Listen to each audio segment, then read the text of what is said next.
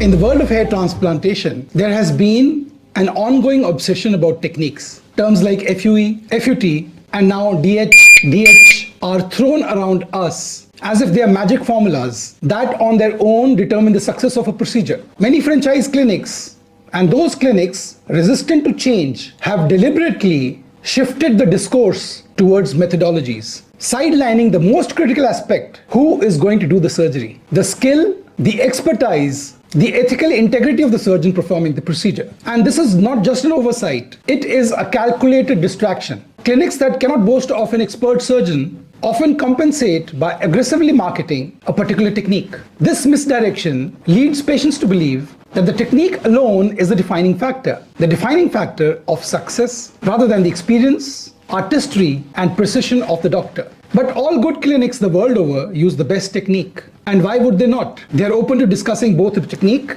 and who's going to do the procedure. But for a moment, let us make believe that technique is supreme and that the best surgeon is using the most inferior technique. For a moment, believe that technique is supreme. And then let us draw an analogy. Imagine a world-class violinist playing on an average but well-tuned violin. Now imagine an amateur violinist playing on a pristine Stradivarius.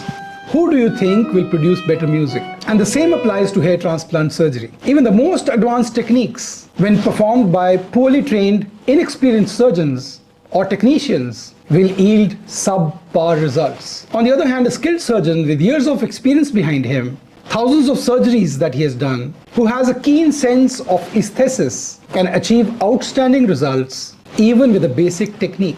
Franchise clinics and high-volume clinics, referred to commonly as hair mills, thrive on uniformity, set protocols. They rely on high patient turnover, often employing technicians who perform most of the procedure with little to no supervision from a qualified surgeon. To maintain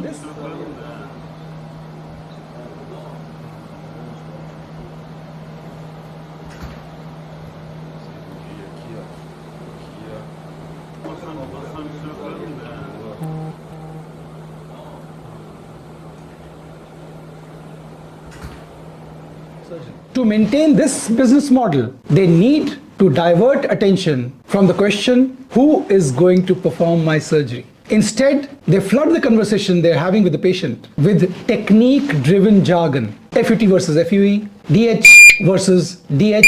Patients are bombarded with a confusing array of technical terms, with each clinic claiming that their proprietary technique is the best in the world.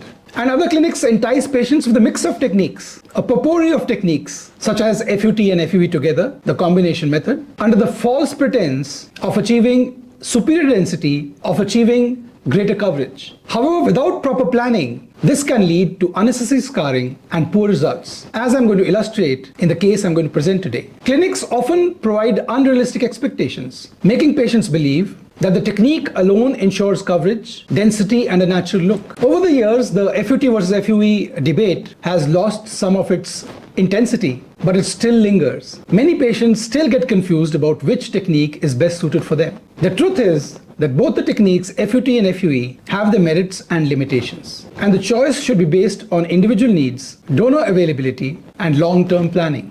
However, what remains constant is that the outcome eventually is determined by the doctor's skill.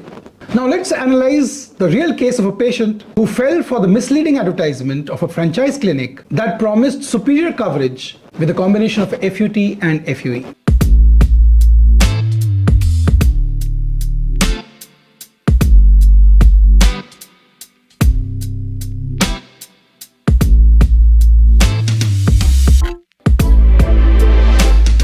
He was lured by the idea that combining both these techniques would allow for a greater number of grafts to be extracted and implanted, leading to a denser result. And the result is in front of you.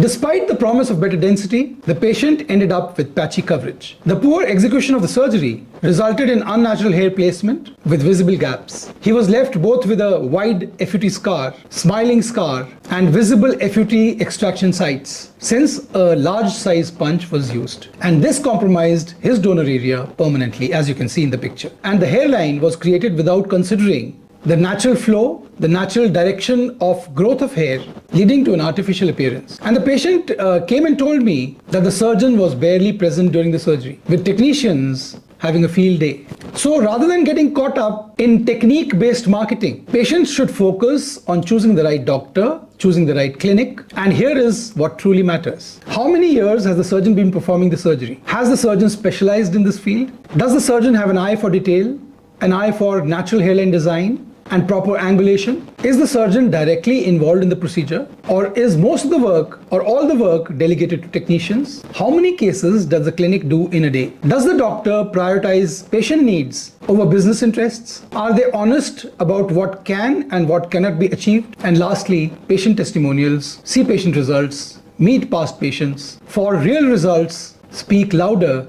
than marketing claims. So hair transplant is not just a science, it is an art.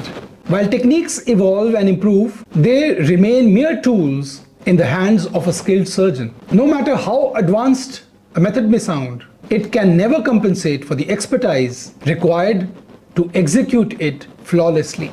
In the end, patients must remember, a great surgeon can deliver great results with even the most basic technique, while an unqualified practitioner can botch up with even the most advanced techniques possible. So choose wisely. Thank you for watching. Have a nice day and God bless you.